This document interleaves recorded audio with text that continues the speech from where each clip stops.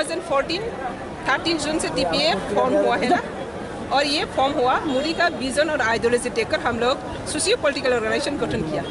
ये त्रिपुरा का जो शोषण नीति है इसको हटाने के लिए, लेकिन तब मैंने पॉलिटिकल रूप से नहीं, सोशियो पॉलिटिकल ऑर्गेनाइजेशन एनजीओ का तरफ से, इसलिए आज ये एनजीओ का तरफ से काम करते करते आज मैंने पॉलिटिकल में ज्वाइन किया। ये आज का नया नहीं है, ये कदम 2014 से शुरू हुआ है। मैडम, एक दिन আপনি বিপ্লব কুমার দেবকে বাংলাদেশি বলেছিলেন, আর আজকে ওনার হাত ধরেই আপনি পতাকা নিলেন বিজেপি দলে। यस, देखो मेरा एक डिमांड है एनआरसी, सुप्रीम कोर्ट में आज भी ऑनगोइंग प्रोसेस।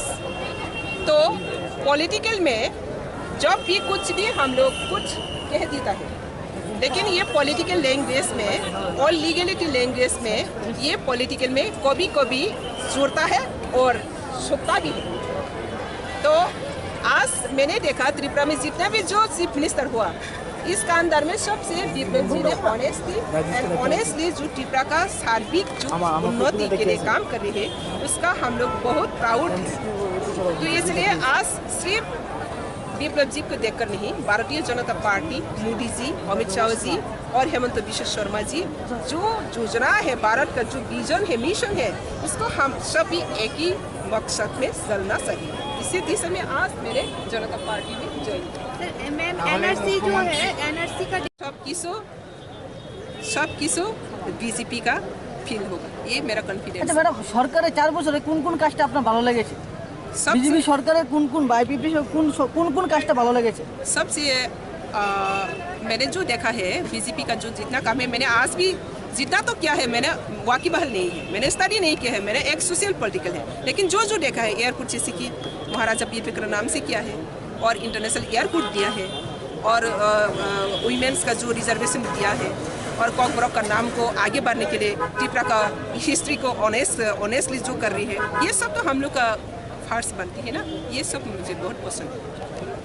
और मेरा वक्तव्य में मैंने ऑलरेडी कह दिया, छोटा छोटा पार्टी हम लोग रीजनल पार्टी करती हूँ और वापस में झगड़ा करना और लड़ाई करना यही होता है। तो ये छोटा छोटा काम में हम लोग एक साथ काम करना चाहिए और बड़ा उद्देश्य में हम लोग ज्वाइन करना चाहिए। तो ये सब छोटा छोटा दल बनकर एक दूसरे लड़ना मुझे पसंद नहीं है, तो इसको मैं तिरस्कार करता हूँ और इसको मैं सपोर्ट नहीं करता हूँ। इसलिए तो आज मैं भारतीय जनता पार्टी के साथ जुड़ा है, नहीं तो उनका साथ ही जुड़ सकता था ना। আমরা দেখেছি যে তিপ্রা মথা এবং আইএনপিটি যখন একসঙ্গে একেবারে জড়িয়ে পড়েছে তখন তো পাহাড়ের একটা বিরাট অংশ তাদের দিকে চলে গেছে। এবার देखेगा सुप्रीम कोर्ट देखेगा एनआरसी, तो सुप्रीम कोर्ट एनआरसी तो मोदी जी ने कह रहा है दुनिया में सब जगह में एनआरसी लागू होना चाहिए, तो ये तो सुप्रीम कोर्ट टेक करेगा, ये तो सुप्रीम कोर्ट का मैटर है।